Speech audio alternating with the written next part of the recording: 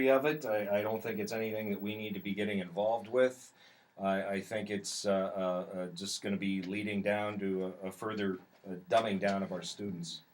And I think you'll find that too as you go on there, Dr. Whitaker. The Common Core, it's an interesting piece because it's a national initiative created at the state level. So the states basically got together and said we've got to try to get on the same page, and we're all over the place with our curricula, and it's too big. We're trying to teach way too much stuff, and you've heard me talk about that on this show. We have on these international assessments, the people that run these come back to us, and their analysis is you're trying to teach too much stuff. Your 8th grade math curriculum is 83 learning standards, and in Japan there are 17, and in Germany there are 27, and you've got 83. No wonder your kids aren't learning what is of greatest importance, because you can't teach all that stuff. It's way too much. And our teachers feel that frustration of trying to keep up. So one of the values of the Common Core is it focuses on what is at the heart and at the core of what is important. The problem with the Common Core is that nobody field tested it. And that's one of the criticisms I see, is we've gone as a nation, we've sort of thrown ourselves into this. We have 45 states, I think, right now, and several territories that have said, well, we're going to play. There are 2 different systems that different states belong to, but we've never done anything like this before, and we don't know if we've really picked the right things to be at the core. And who are you getting this core from?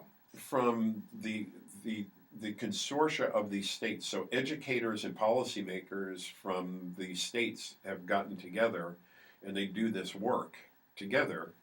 And they look at these international assessments. They look at the TIMSS and the NAEP and the Pearl, and the things I've just stated, and they say, well, what internationally, what is it that collectively we're all being held accountable for? And that should be our focus.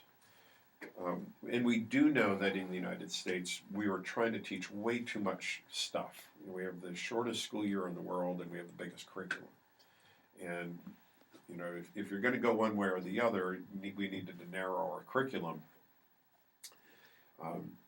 But again, if we were going to truly be smart about this, we would have spent several years building this and then piloting it and collecting data. Yeah, it just seems as if it's the Common Core's come out of nowhere within the last few yeyears, and it's been just dumped upon us, and everybody says, oh yeah, great idea, sure, but you really don't know what the idea is, and now that you're implementing it, you're finding out, it's the unintended consequences of not figuring something out before you implement. We don't know.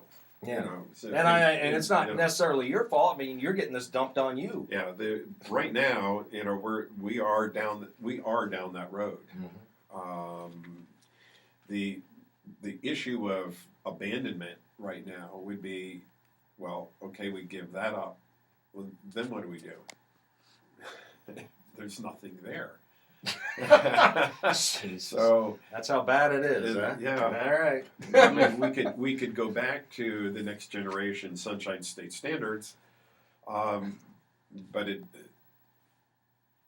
that's where we've been.